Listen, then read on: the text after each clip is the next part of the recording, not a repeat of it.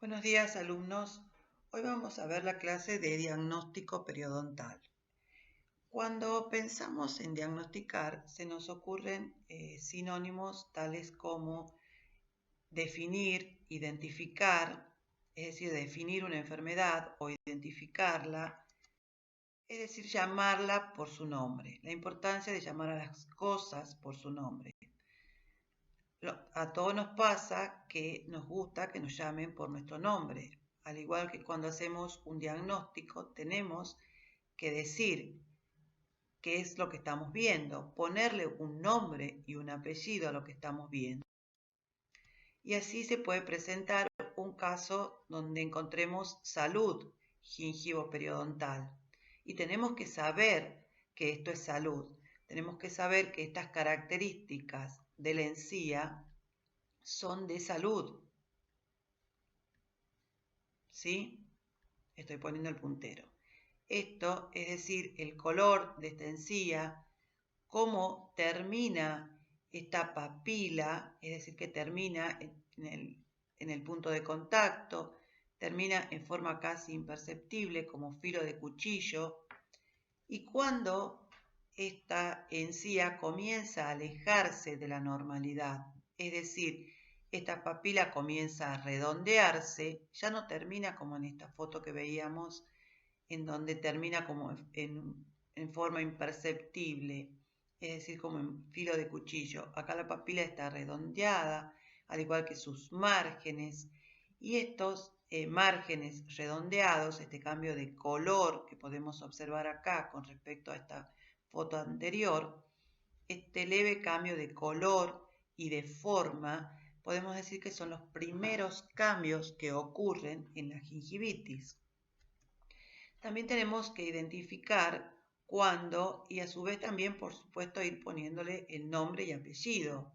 Acá podemos decir encía normal o periodonto normal, encía inflamada o gingivitis. Y acá ya, ¿qué es lo que estamos viendo? Acá ya vemos, al igual que acá, que ya hay una pérdida de soporte, ya hay una pérdida de inserción. Estamos evaluando con la sonda periodontal. ¿Se acuerdan cuando les presenté y les dije que era un instrumento muy útil para detectar si hay hemorragia, si hay bolsa o no hay bolsa? Bueno, en este caso estamos midiendo una bolsa periodontal profunda. Estamos midiendo la pérdida de inserción, que ya vamos a ver bien cómo la medimos y desde dónde hasta dónde tenemos que medirla. Entonces, ¿cuál sería el nombre que le pondríamos a estas dos entidades? Y acá ya tenemos pérdida de inserción, por lo tanto es enfermedad periodontal. Bien, ¿por qué tenemos que diagnosticar? Porque tenemos que saber que un correcto diagnóstico va a ser la base para realizar un tratamiento exitoso. Si no hacemos un diagnóstico, no podemos realizar un tratamiento, no sabemos cómo lo vamos a tratar. Entonces, es un paso fundamental para realizar un tratamiento exitoso. Es un paso fundamental en la práctica clínica y no lo debemos a dejar al azar. No vamos a tirar los dados y vamos a decir, bueno, en este caso vamos a tratarlo de esta manera. En otros casos, de acuerdo a cómo caiga el dado, bueno, esto significa que lo vamos a tratar de otra manera. No podemos tener dudas cuando estamos frente a un paciente. Debemos estar seguros, realizar entonces el diagnóstico periodontal, poder definir, como les decía anteriormente, la condición del paciente para poder realizar un plan de tratamiento correcto y, por supuesto, determinar un pronóstico preciso. Bien, y para ellos podemos dividirlo al diagnóstico periodontal en 4 ítems. Un diagnóstico etiológico, un diagnóstico bacteriológico, el diagnóstico clínico y el diagnóstico radiográfico.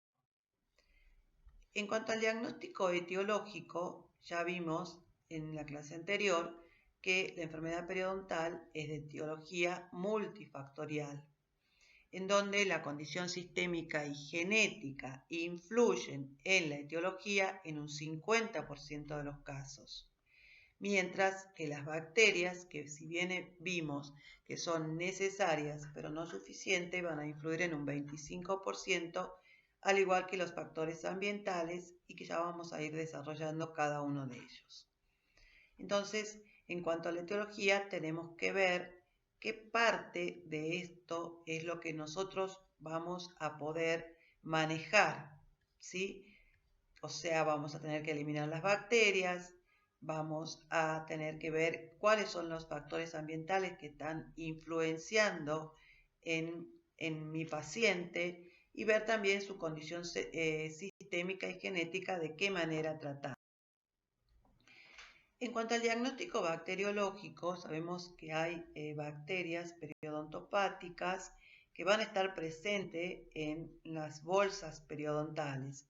A estas las podemos tipificar, por ejemplo, por campo oscuro y demostrar la presencia de ciertas bacterias, tales como Porphyromonas gingivales, Aregatibacter actinomycetem comitans y Prevotella intermedia.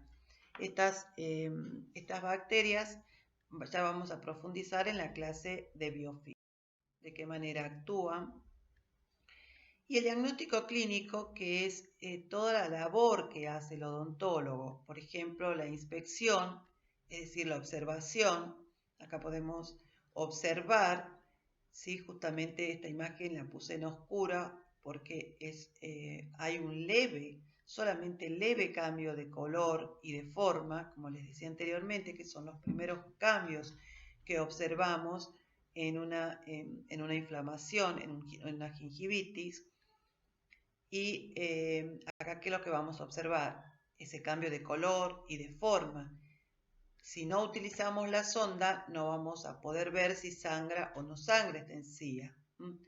Es decir, toda esta labor es el diagnóstico clínico, que es lo que vamos a realizar, o es la labor del odontólogo para poder llegar a un diagnóstico preciso. Bien, el diagnóstico radiográfico, que es un coadyuvante en el diagnóstico clínico. ¿Por qué decimos coadyuvante? Porque si bien es muy importante realizarlo, es decir, la toma de radiografías para nuestro diagnóstico, nunca vamos a pretender realizar un diagnóstico solamente con las radiografías. Ustedes ya vieron que estas tienen sus limitaciones, por lo cual el diagnóstico radiográfico es un coadyuvante en el diagnóstico clínico. Entonces, para poder diagnosticar, ¿sí?, debemos primero reconocer lo normal para poder interpretar lo patológico. Es decir, como ya dijimos, que primero debemos saber cuáles son las características de normalidad de la encía, en cuanto al color, en cuanto al aspecto, cómo termina esta papila, cómo debe terminar, para que podamos decir esta encía tiene características de normalidad. Cómo termina la papila, cómo son los márgenes, que terminan también en forma imperceptible sobre el elemento dentario, como el filo de cuchillo. Esta imagen la tenemos que tener de alguna manera grabada en nuestras retinas para poder decir cuando apenas se comienza a alejar de la normalidad, podamos estar alertas y saber diagnosticar. Y a mí siempre que hablamos de diagnóstico me gusta poner esta pintura en donde, ¿qué es, en primera instancia, qué es lo que vemos en esta pintura? Vemos una cara, algunos la pueden ver, otros no, ¿sí? Esta es una cara y es la cara de Salvador Dalí. Ahora, si vamos a mirar quizás con mayor detenimiento, observamos que esta cara está formada, o sea, los ojos son las caras de las meninas. ¿Ustedes saben qué son las meninas? Eran las niñas de la nobleza. Las niñas de la nobleza que estaban siempre en todas las reuniones familiares y ayudaban en el castillo. Y fueron muy retratadas en su momento, allá por el siglo XVII, XVIII. Entonces, como les decía, esta cara está formada por los ojos, por ejemplo, serían las caras de las meninas. El cuerpo de las meninas formarían, por ejemplo, la nariz, la boca, los bigotes de Salvador Dalí. Pero es cuando nosotros miramos una pintura, como en este caso, podemos decir, es linda, ¿qué es lo que vemos? Vemos una cara, pero si vamos a mayor profundidad, es donde vamos a comenzar a decir, bueno, sí, están las meninas, ellas son las que forman los ojos de la cara de Salvador Dalí. Es decir, vamos a ir profundizando nuestra mirada para poder, digamos, llegar a decir, esta pintura me gusta o no. En este caso de diagnóstico, tenemos que ir profundizando nuestras miradas y profundizando nuestras maniobras también para poder llegar a diagnosticar. Y con esta pintura también me gusta decir o remarcar qué es lo que tenemos que saber mirar. Tenemos que saber qué es lo que miramos, porque podemos mirar una cara, al igual que miramos una encía, y decimos si está sana. Si no sabemos cuáles son las características de normalidad y estabilidad de una encía, vamos a mirar cualquier encía y cualquier encía va a parecer sana. Entonces tenemos que saber qué es lo que miramos. Entonces, para poder diagnosticar, primero tenemos que saber qué es lo que vamos a tener que diagnosticar, cuáles son los cuadros que se pueden ir presentando. Entonces, podemos definir al diagnóstico como la identificación de la enfermedad a partir de la evaluación de la historia clínica, los signos y síntomas, las pruebas de laboratorio y o procedimientos adicionales. Entonces vamos a ver cuáles son estos signos y síntomas que nos pueden llevar a determinar un diagnóstico. Como les decía entonces que para la formulación de un diagnóstico periodontal definitivo y seguro va a depender de la elaboración de la historia clínica del paciente, sistémica y dental, la historia de la presente enfermedad, el examen clínico, en donde vamos a evaluar, por ejemplo, vamos a realizar un examen de encía, un sondeo, un examen dental, es decir, vamos a mirar la corona, si tiene manchas o no, si hay caries, restauraciones, si hay movilidad. Vamos a realizar también un análisis oclusal, el examen radiográfico y las pruebas de laboratorio. Es decir, que todos estos pasos nos van a llevar a que podamos formular un diagnóstico periodontal definitivo y seguro. Los objetivos del diagnóstico entonces serían el estudio de los signos y síntomas que caracterizan a las enfermedades periodontales. Nos va a permitir detectar la presencia de enfermedad periodontal, determinar el tipo de enfermedad periodontal y la severidad de la misma. Para ello el diagnóstico lo vamos a clasificar en un diagnóstico convencional o semiológico y un diagnóstico no convencional o enzimático. Al diagnóstico convencional o semiológico, a su vez también lo vamos a dividir en la clínica propedéutica y las maniobras semiotécnicas, que ya vamos a ver cuáles son. En cuanto al examen, al diagnóstico convencional, la palabra o semiológico, la palabra semiología, deriva del griego semeion, que es la ciencia que estudia los signos y síntomas de las enfermedades. Como ya vimos, comprende la clínica propedéutica, es decir, que es el estudio de los signos y síntomas. Signo, de latín signum, que es todo aquello que podemos observar, es decir, tiene un carácter objetivo de la enfermedad. ¿Qué es lo que podemos observar? Cambio de color y forma, de consistencia, los márgenes que estábamos viendo, que ya no terminaban en filo de cuchillo, sino que eran márgenes redondeados. Todos estos son signos clínicos de gingivitis.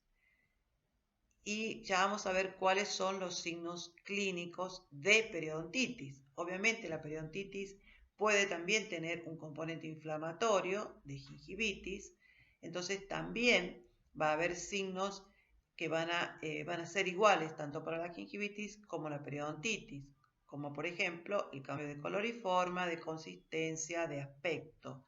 Pero a su vez también vamos a tener signos patognomónicos. A su vez, también la clínica propedéutica estudia los síntomas. ¿Cuáles son los síntomas? Es aquello expresado por el paciente. Por ejemplo, el paciente puede expresar que le duele, que tiene prurito o picazón, que le sangran las encías. Le puede decir, doctor, mancho la cama o la sábana o la funda de mi almohada con sangre, amanezco con sangre en la boca, es decir, que está expresando hemorragia. ¿Sí? Entonces dijimos los signos clínicos de gingivitis, cambio de forma, miren estos márgenes redondeados, miren cómo están las papilas, el cambio de color. Acá podemos observar a mayor aumento y les vuelvo a repetir estas flechitas que van a indicar cuáles son las zonas en donde hay ese cambio de color, de forma. Y aquí nos vamos a detener un poco porque siempre remarco que estamos mirando a gran aumento, un mayor aumento de lo que podemos observar en boca, en un campo seco, bien iluminado. Entonces son otros pasos importantísimos en el diagnóstico. Si nosotros no secamos el campo en donde queremos observar para poder llegar a un diagnóstico, no vamos a poder diagnosticar correctamente. Miren en esta foto que se pueden observar las características de naranja, de piel de naranja en la encía insertada, es decir, que es una característica que decimos que la vemos en normalidad. Pero acá, como hay un comienzo de cambio de forma y de color, quizás en algunas zonas todavía puede haber normalidad. Tenemos que aprender entonces a mirar qué es lo que buscamos, cómo buscamos que sea esta encía, buscamos que esté así o que termine en filo de cuchillo para poder decir que es normal. ¿Sí? Entonces, secar bien, iluminar bien para poder diagnosticar. Si no, en la boca, en un campo húmedo que no esté bien iluminado, estos primeros cambios de color y forma quizás puedan pasar desapercibidos. ¿Y cuáles son los signos clínicos patognomónicos de la enfermedad periodontal? Pregunta de examen, de parcial, de práctico. ¿Cuáles son? Bueno, acá vemos la pérdida de continuidad de la encía, ¿sí? Ya no tiene la misma continuidad que en los casos normales. ¿Acompañada de qué? Acompañada de esto, de un despegamiento del margen gingival. Acá vemos cómo está despegado ese margen gingival del diente. Hay entonces una pérdida de continuidad de la papila acompañada de despegamiento del margen gingival. ¿Y acá qué vamos a observar? Acá podemos observar cómo este elemento dentario ha migrado, ¿sí? Porque tiene esa capacidad. Al perder soporte óseo, los dientes pueden migrar. Entonces, también este es un signo porque estamos simplemente observando. Es un signo patognomónico de enfermedad periodontal, donde vemos este diente que ha migrado, pero acompañado del despegamiento del margen gingival. Si no está acompañado del despegamiento del margen gingival, no sería un signo patognomónico. En cuanto al diagnóstico no convencional o enzimático, es el que va a estar en condiciones de registrar los cambios metabólicos. ¿Qué quiere decir esto? Que son cambios que van a anteceder a los cambios morfológicos. Los que estuvimos viendo anteriormente son todos los cambios morfológicos, es decir, los cambios clínicos que ya sucedieron, pero para poder anticiparnos a estos cambios está el diagnóstico no convencional o enzimático. Bien, dentro del diagnóstico convencional están también las maniobras semiotécnicas, es decir, aquellas maniobras que vamos a realizar nosotros para poder llegar a un diagnóstico preciso. ¿Y cuáles son?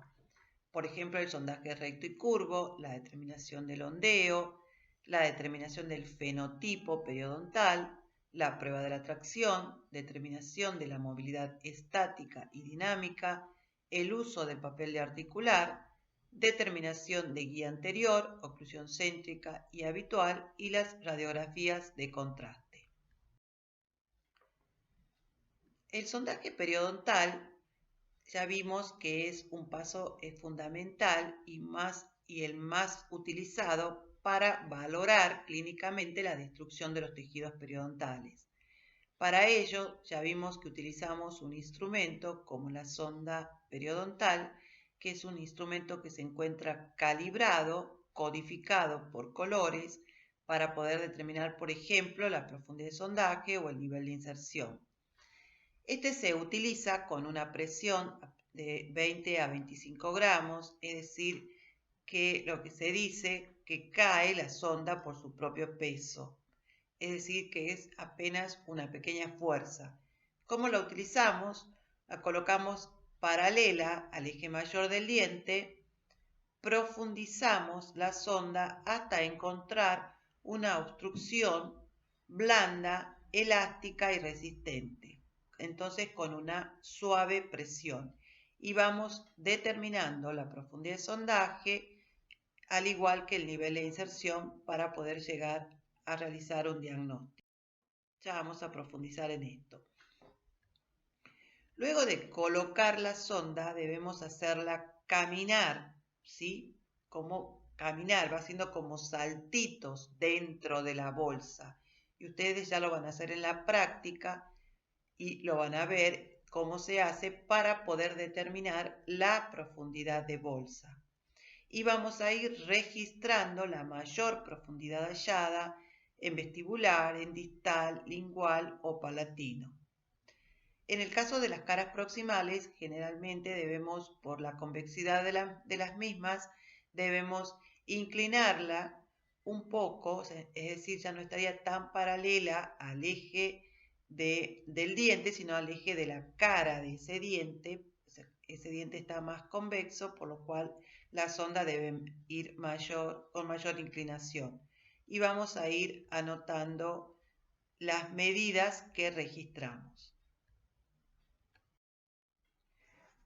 ¿Cuáles son las características anatómicas de las sondas periodontales? Estas en general se componen de mango, cuello y punta de trabajo, la cual está calibrada, como lo podemos ver acá también. Estas en general deben ser delgadas y el cuello angulado para permitir una fácil inserción en el interior de la bolsa. También las áreas de bifurcación se van a evaluar con una sonda de Nabers o Nabers, que es una sonda curva y roma. Existen también otras sondas diseñadas por la Organización Mundial de la Salud que se encuentra destinada para un examen periodontal básico, permitiendo al odontólogo de práctica general establecer en un breve periodo de tiempo y con mínimo instrumental, como es esta sonda, determinar o poder realizar un diagnóstico y determinar la necesidad de tratamiento periodontal. Esta consta de una esferita en la punta para no dañar los tejidos blandos. Ustedes la pueden utilizar o van a utilizar la sonda común cuando se realicen el índice de necesidad de tratamiento de la comunidad entre ustedes. También tenemos sondas plásticas, por ejemplo, para utilizarla cuando hay un implante dental. Acá podemos ver cómo la sonda se encuentra milimetrada de 3, 6, 9, esto es para determinar la profundidad del sondaje y el nivel de inserción. Bien, Con estas sondas vamos a determinar, como ya dije, y ya lo vamos a profundizar más adelante, vamos a determinar la profundidad de sondaje y el nivel de inserción. Pero la exactitud de esta medida va a variar.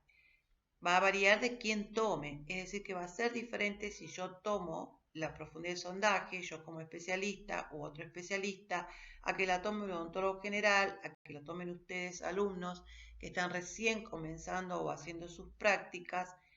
Es decir, que va a haber diferentes grados de exactitud o diferentes mediciones.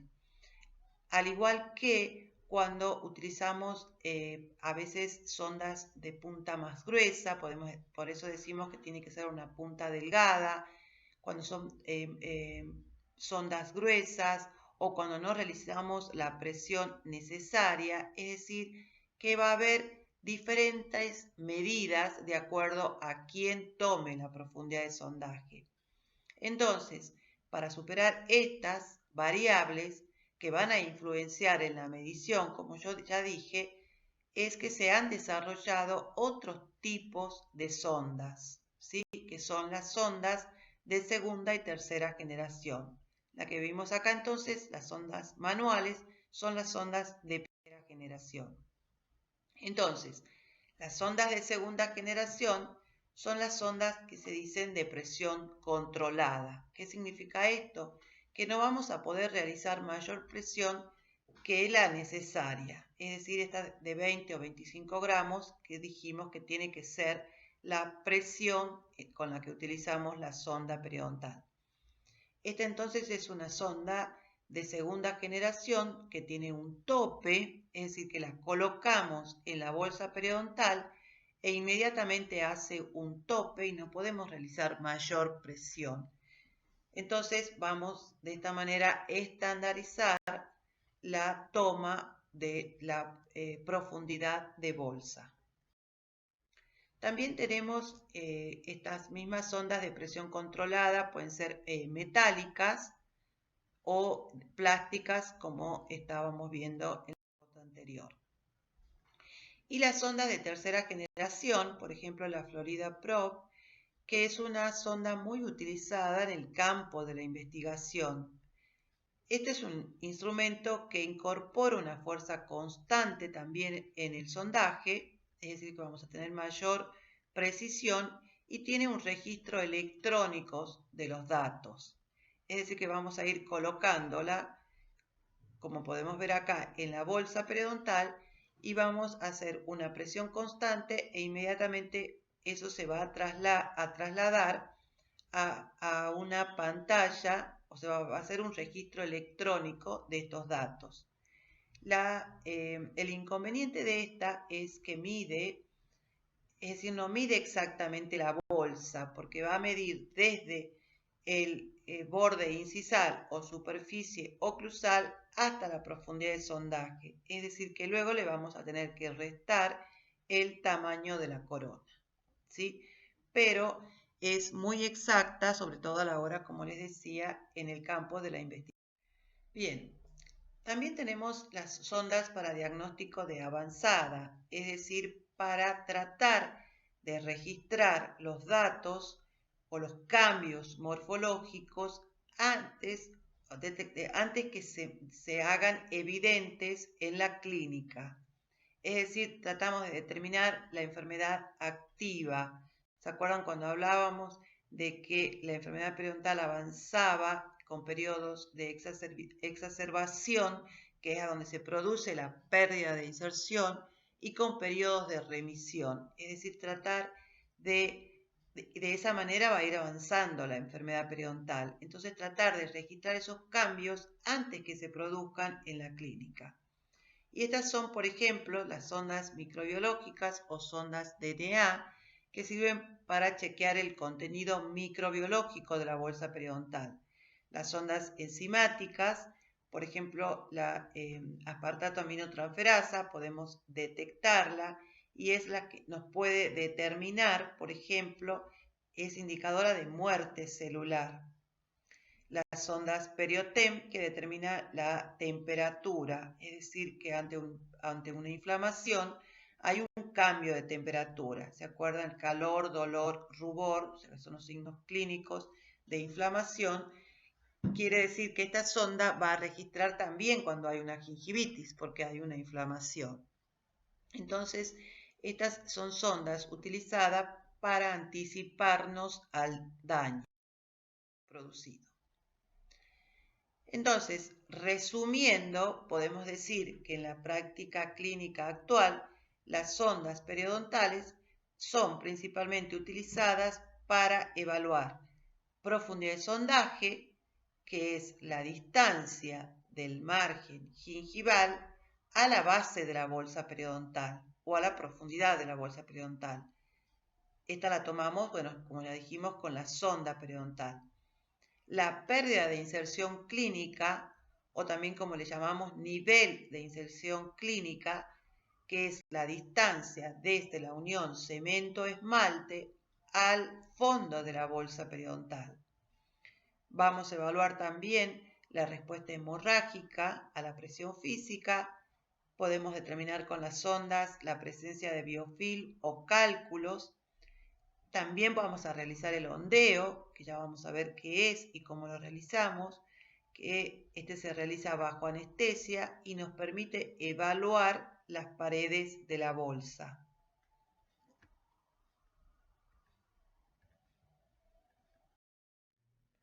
Bien, hasta aquí vimos entonces diagnóstico